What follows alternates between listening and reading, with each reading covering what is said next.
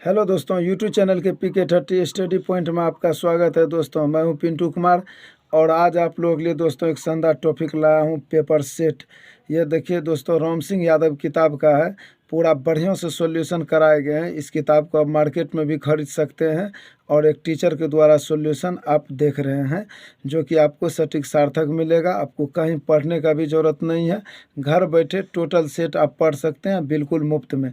Part wise देखते जाइए। Part number 1 है और अभी तो जीके जीएस बता रहे हैं। एक सेट में जितना भी रहेगा जीके जीएस से लेकर रीजनिंग तक सब आपको बताएंगे। आप देखते जाइए बारी बारी से। तो पहला क्वेश्चन देखिए क्या है। भारत में राज्यों के राज्यपालों की नियुक्ति कौन करता है? एक बार और सुनिए, भारत में राज्यों की राज्यपाल की नियुक्ति कौन करता है? तो ऑप्शन नंबर बी ये हो जाएगा आपको राष्ट्रपति। तो चलिए दोस्तों, क्वेश्चन नंबर 2 देखिए। उत्तराखंड की राजधानी कहाँ है? तो उत्तराखंड की राजधानी आपको हो गया, देखिए, देहरादून में। उत्तराखंड की राजधानी कहाँ है? देहरादून में। उत्तराखंड की राजधानी कहाँ है? देहरादून में। चलिए नेक्स्ट क्वेश्चन देखिए, क्वेश्चन नंबर 3। भारत का राष्ट्रीय पक्षी क्या है? भारत का राष्ट्रीय पक्षी मोर है। भारत की राष्ट्रीय पक्षी क्या है? तो मोर है। अब नेक्स्ट क्वेश्चन देखिए, ये रहा क्वेश्चन नंबर 4। रामचरितमानस के लेखक कौन थे? रामचरितमानस के लेखक कौन थे? तो यह हमको आ जाएगा ऑप्शन नंबर डी में। सॉरी दोस्तों, तुलसीदास। रामचरितमानस के लेखक कौन थे? तो तुलसीदास। रामचरितमानस के लेखक कौन है? तुलसीदास।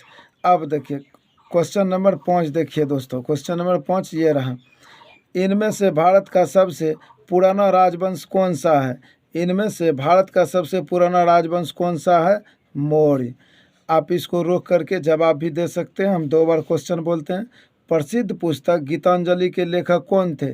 ए में रविन्द्रनाथ टैगोर, बी में है मुंशी प्रेमचंद्र, सी में है शरत चंद्र चट्टोपाध्याय, डी में है बंकिम चंद्र चट्टोपाध्याय। तो आपको हो जाएगा रविन्द्रनाथ टैगोर, जो जिसको कि मिला है 1913 में। अगर ईस्वी पुस्तक कब मिला है? तो 1913 में गीतांजलि पुस्तक पर नोबेल पुरस्कार मिला है। नेक्स्ट क्वेश्चन देखिए, क्वेश्चन नंबर 7 कहता है भारत चीन की सीमा रेखा क्या कहलाती है? भारत चीन के बीच में मैकमोहन रेखा है। यह आपको ऑप्शन नंबर बी आ जाएगा। भारत चीन की सीमा रेखा क्या कहलाती है? तो मैकमोहन रेखा। पेरिस किस नदी के किनारे बसा हुआ है? पेरिस। पेरिस देखिए किस नदी के किनारे बसा हुआ है? तो ये आपको ऑप्शन नंबर आ जाएगा डी नंबर में, सीन नदी के किनारे। किस नदी के किनारे बसा हुआ है? तो सीन नदी किनारे। निम्नलिखित में से कौन सा स्थान भगवान बुद्ध से संबंधित है? निम्नलिखित में कौन सा स्थान भगवान बुद्ध से संबंधित है? तो 9 नंबर का देखिए आपको हो जाएगा option number C, Kushinagar. Kushinagar. निम्नलिखित में से कौन सा स्थान भगवान बुद्ध से संबंधित है? तो कुशीनगर। वंदे मातरम राष्ट्रीय गीत किस किताब से लिया गया है? वंदे मातरम राष्ट्रीय गीत किस किताब से लिया गया है? तो यह आनंद मठ से लिया गया है। आनंद मठ से लिया गया है। देखिए ऑप्शन नंबर। अब देखिए क्वेश्चन नंबर 11 में क्या कहता है कि रूस के सांसद किस नाम से जाने जाते हैं? रूस के सांसद को आप किस नाम से जानते हैं? तो यह हो जाएगा ऑप्शन नंबर बी, ड्यूमा। किस नाम से जानते हैं? ड्यूमा नाम से जानते हैं। सार्क की स्थापना कब हुई थी? सार्क की स्थापना कब हुई थी? तो यह ऑप्शन नंबर हो जाएगा 12 का बी, 1950 ईस्वी में। सार्क की स्थापना कब हुई थी? 1950 ईस्वी में। नेक्स्ट क्वेश्चन ये देखिए 13 नंबर के। गाइड किताब के लेखक कौन है? गाइड किताब के लेखक कौन है? गाइड किताब है जो कि बहुत अच्छा उपन्यास है। इसका लेखक कौन है? तो इसका लेखक का नाम है R.K. Narayan. R.K. Narayan. Guide किताब के लेखक कौन है? R.K. नारायण। अमेरिका की खोज किसने की थी? देखिए अमेरिका का जो खोज किए हैं उसका नाम है कोलंबस। अमेरिका खोज कौन किए हैं? कोलंबस किए हैं। भारत का खोज पूछता तो वास्को डिगामा किए हैं। अमेरिका का खोज कोलंबस ने 1492 ईस्वी में किए हैं। 1492 ईस्वी में। 1498 ईस्वी में वास्को डिगामा ने भारत का खोज किया। 1498 ईस्वी में। तो भारत के बारे में नहीं पूछ रहा, अमेरिका के बारे में, तो कोलंबस हो जाएगा। अब देखिए नेक्स्ट क्वेश्चन क्या कह रहा है। भारत रत्न पुरस्कार पाने वाले प्रथम भारतीय कौन थे? भारत रत्न पुरस्कार प्राप्त करने वाले प्रथम भारतीय कौन थे? 15 के सी हो जाएगा, डॉक्टर एस राधाकृष्णन। इन्हीं के याद में हम लोग शिक्षक दिवस 5 सितंबर को मनाते हैं। डॉक्टर एस राधाकृष्णन के यादगार में। हमारे भारत के द्वितीय राष्ट्रपति हैं, हमारे भारत के द्वितीय राष्ट्रपति हैं, और इनसे पहले पहला राष्ट्रपति भारत के डॉक्टर राजेंद्र प्रसाद थे। और डॉक्टर राजेंद्र प्रसाद जिस समय राष्ट्रपति थे तो उपराष्ट्रपति के पद पर डॉक्टर एस राधाकृष्णन थे। और शिक्षक दिवस हम लोग इन्हीं के यादगार में मनाते हैं, राधाकृष्णन के स्मृति में 5 सितंबर को। तो ये था मेरा जनरल नॉलेज। अब देखिए जीएस देखिए, यानी जनरल साइंस। जनरल साइंस का भाग 2 स्टार्ट होता है क्वेश्चन नंबर 16 से। सूखी बैटरी में कौन सी ऊर्जा इकट्ठी होती है? सूखी बैटरी में कौन सी ऊर्जा इकट्ठी होती है? तो यह हमको ऑप्शन नंबर सी आ जाएगा, रासायनिक ऊर्जा। इसी को कहते हैं सूखा सेल या सूखी बैटरी। क्षार चुंबक के मध्य में कौन सा चुंबक तत्व होता है? तो ऑप्शन नंबर सी हो जाएगा, शून्य। क्षार चुंबक के मध्य में कौन सा चुंबक होता है? तो शून्य। अब देखिए ऑप्शन नंबर 18 देखिए, बेलनाकार लेंस का इस्तेमाल निम्नलिखित में से किसके लिए किया जाता है? बेलनाकार लेंस का इस्तेमाल निम्नलिखित में से किसके लिए किया जाता है? तो देखिए बेलनाकार लेंस का जो उपयोग हम लोग करते हैं ये होता है एस्टिग्मेटिज्म के लिए। एस्टिग्मेटिज्म के लिए। प्रकाश की गति क्या है? प्रकाश की गति क्या है? तो यह हमको हो जाएगा option number A, 3 lakh kilometre प्रति सेकंड। प्रकाश की गति क्या है? 3 लाख किलोमीटर प्रति सेकंड। अब देखिए क्वेश्चन नंबर 20 का, दूध की शुद्धता मापने के लिए किस यंत्र का उपयोग किया जाता है? दूध की शुद्धता मापने के लिए किस यंत्र का उपयोग किया जाता है? तो ये हमको ऑप्शन नंबर डी हो जाएगा, इनमें से कोई नहीं। देखिए लेक्टोमीटर का प्रयोग करते हैं, लेक्टोमीटर कहीं नहीं है, इसलिए यह ऑप्शन गलत होगा, इनमें से कोई नहीं। ओम किसकी इकाई है? ओम किसकी इकाई है? तो ओम देखिए किसकी इकाई है? ऑप्शन नंबर सब दिया है, यहाँ विद्युत प्रतिरोध को होगा। प्रतिरोध का मात्रक ओम होता है, ओम का मात्रक प्रतिरोध होता है। तो ये ऑप्शन नंबर सी हो जाएगा। यदि किसी गैस को अचानक संपीड़ित किया जाए तो उसके तापमान पर क्या असर होगा? उसके तापमान बढ़ेगा। यदि किसी गैस को अचानक संपीड़ित किया जाए तो उसके तापमान पर क्या असर होगा? तो बढ़ेगा। अब देखिए प्यारे बच्चों, क्या है? तारों के बड़े समूह को क्या कहते हैं? तारों के बड़े समूह को क्या कहते हैं? तो इसका डी हो जाएगा, आकाशगंगा। तारे के यानी कि तारों के बड़े समूह को क्या कहते हैं? तारों के बड़े समूह को कहते हैं आकाशगंगा। कार्य का एसआई मात्रक क्या होता है? कार्य का एसआई मात्रक क्या होता है? तो न्यूटन मीटर होता है। कार्य का एसआई मात्रक क्या होता है? न्यूटन मीटर होता है। कार्य करने की क्षमता को क्या कहते हैं? देखिए कार्य करने की क्षमता को क्या कहते हैं? तो ऊर्जा कहते हैं। कार्य करने की क्षमता क्या कहते हैं? ऊर्जा कहते हैं। पिंड के स्थानांतरण से कौन सी ऊर्जा होती है? पिंड के स्थानांतरण से कौन सी ऊर्जा प्राप्त होती है? तो पिंड के स्थानांतरण से ऑप्शन नंबर डी, गतिज ऊर्जा प्राप्त होते हैं। निम्न में से किसे एस्कार्बिक अम्ल के नाम से जाना जाता है? निम्न में से किसे एस्कार्बिक अम्ल के नाम से जाना जाता है? तो option number C, vitamin C. Vitamin C होगा। अब देखिए अब देखिए क्वेश्चन नंबर 28, कार्बोहाइड्रेट किसका मिश्रण है? कार्बोहाइड्रेट किसका मिश्रण है? ये ऑप्शन नंबर बी हो जाएगा, कार्बन, ऑक्सीजन और हाइड्रोजन। कार्बन, ऑक्सीजन और हाइड्रोजन। नेक्स्ट क्वेश्चन देखिए 29 नंबर, निम्न में से कौन सा कास्टिक सोडा के नाम से जाना जाता है? निम्न में से कौन सा कास्टिक सोडा के नाम से जाना जाता है? तो ऑप्शन में हो जाएगा NaOH, sodium hydroxide, NaOH।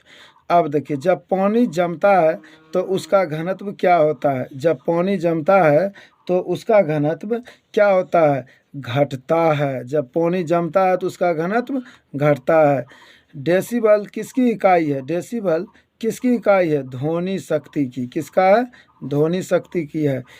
Lead pencil बनाने में किस पदार्थ का प्रयोग किया जाता है? लेड पेंसिल बनाने में किस पदार्थ का प्रयोग किया जाता है? ग्रेफाइट। ग्रेफाइट का उपयोग किया जाता है। मानव शरीर में कुल कितनी हड्डियों की संख्या होती है? मानव शरीर में कुल हड्डियों की संख्या कितनी होती है? तो मानव शरीर में हड्डियों की संख्या 206 होते हैं। उड़ने वाले एकमात्र स्तनधारी जंतु का नाम बताओ। उड़ने वाले एकमात्र स्तनधारी जंतु का नाम बताओ। तो यह हो गया ऑप्शन नंबर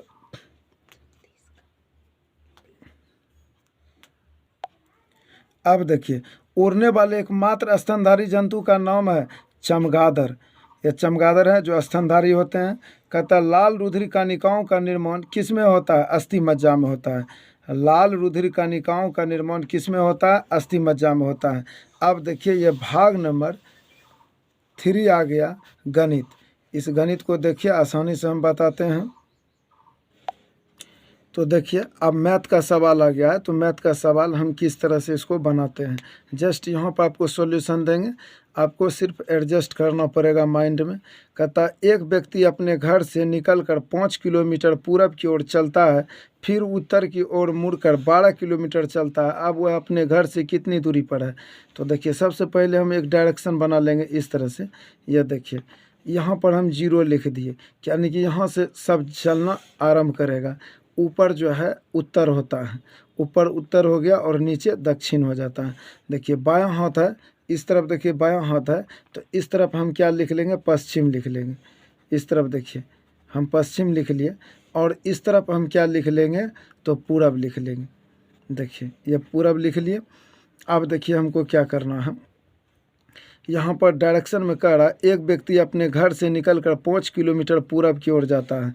देखिए एक आदमी इधर यहाँ से आदमी चलना आरम्भ किया, 5 किलोमीटर जो है 5 किलोमीटर या पूरब की ओर चला, ठीक।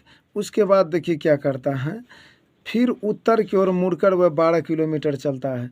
देखिए ऐसे आदमी इस दिशा की ओर जा रहा है। अब देखिए उत्तर जाएगा तो उत्तर तो ऊपर है, और यहाँ से 12 किलोमीटर ये आदमी उत्तर की ओर जाता है। यह देखिए 12 किलोमीटर उत्तर की ओर चल गया। तो यहाँ पर क्या करा, वो अपने घर से कितनी दूरी पर है? घर तो यहाँ था, यहाँ से चलना आरम्भ किया था, तो यह घर से कितनी दूरी पर है? तो हमको इसका कहता है निकालने के लिए। तो यहाँ नहीं कुछ तो हम मान के चलिए ई लिख दिए। तो ओ ई बराबर क्या हो जाएगा? ओ ई बराबर देखिए ओ ई बराबर यहाँ पर हम लिख देते हैं कि ओ ई बराबर हो जाएगा रूट अंदर 12 के स्क्वायर जोड़ 5 के स्क्वायर। तो ये हो गया बड़े 44 और 25 169 हो गया, और 169 के वर्गमूल 13 आ गया, जो कि हमको ऑप्शन नंबर बी में आ जाएगा। ऑप्शन नंबर बी में आ जाएगा। उम्मीद है कि आप अच्छे तरह से समझ गए होंगे।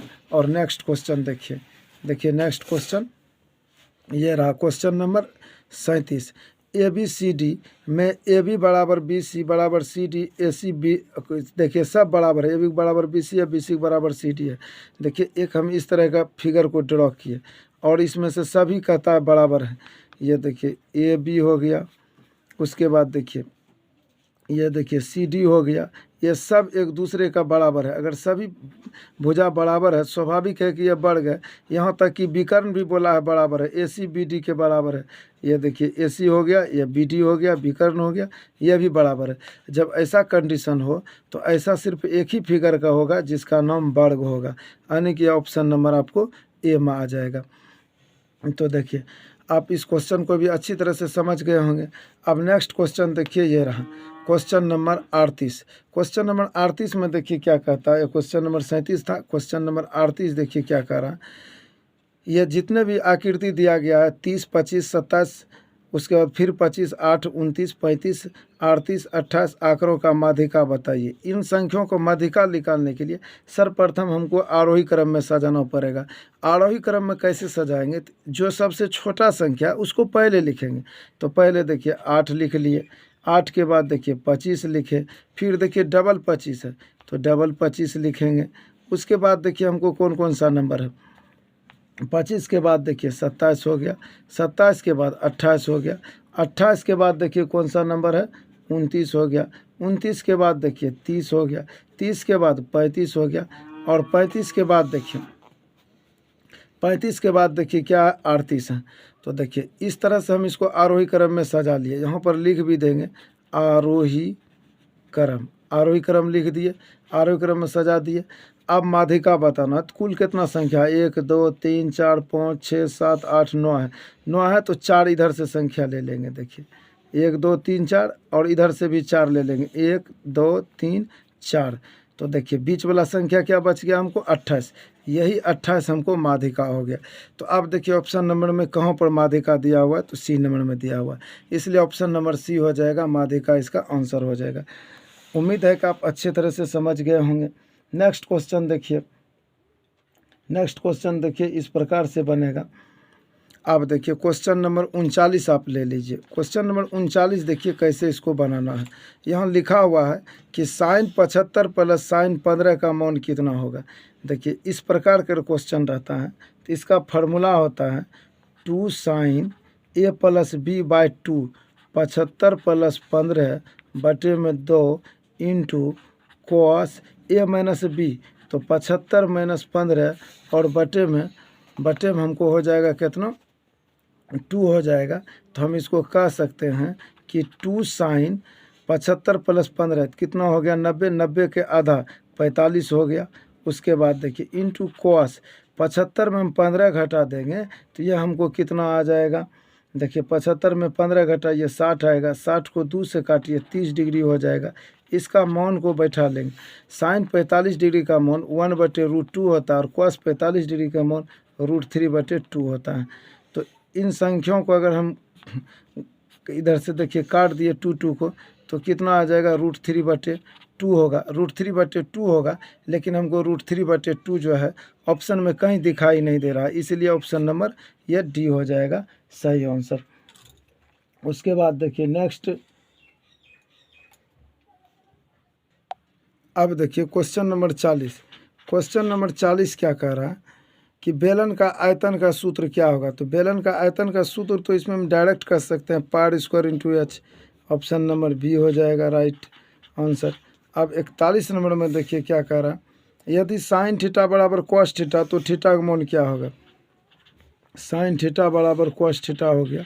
तो देखिए यहाँ हम लिख सकते हैं साइन थीटा के बटे में कॉस थीटा, तो ये हो जाएगा हमको टेन थीटा, साइन थीटा बटे कॉस थीटा। तो यहाँ टेन थीटा बराबर नहीं कुछ तो 1 हो गया, तो थीटा बराबर हो जाएगा 45 डिग्री। 1 का मान होता है 45 डिग्री। यह आपको ऑप्शन नंबर कितना में आ जाता है ए में। अब नेक्स्ट क्वेश्चन देखिए ये रहा, ऑप्शन नंबर देखिए 42, क्वेश्चन नंबर 42 में क्या कहता है, एक मारुति कार की गति 54 किलोमीटर प्रति घंटा है, इसकी गति मीटर प्रति सेकंड में बताइए। देखिए अगर ऐसा क्वेश्चन है 54 किलोमीटर प्रति घंटा है, इसको मीटर प्रति सेकंड में लाएंगे तो इसको हम क्या कम करेंगे, कम की तरफ लाते हैं तो कम से इसको मल्टीप्लाई कर देंगे। अगर मीटर प्रति सेकंड इधर रहता है तो 18/5 से गुना करते, और देखिए किलोमीटर प्रति घंटा है तो 5/18 से इसको गुना कर देंगे। 18 तिया 54, 5 तिया 15 मीटर प्रति सेकंड हो गया। ये हमको ऑप्शन नंबर किस में आ जाएगा, यानी कि 15 मीटर प्रति सेकंड। ये है ही नहीं कहीं पर, इसलिए इसका ऑप्शन नंबर डी हो जाएगा। अब देखिए 43 नंबर में आप आ जाइए। 43 नंबर में क्या कह रहा है, x² + 5x + 6। यह देखिए द्विघात समीकरण का क्वेश्चन है। इसको इससे पहले गुना कीजिए, जोड़ के घटा के पिछला इतना गुना करने के बाद पिछला इतना पूर्णा चाहिए, ये इसका जो है रूल है। तो 6x² इधर हो गया, ये दोनों को गुना करेंगे 6x² होगा। अब देखिए x² +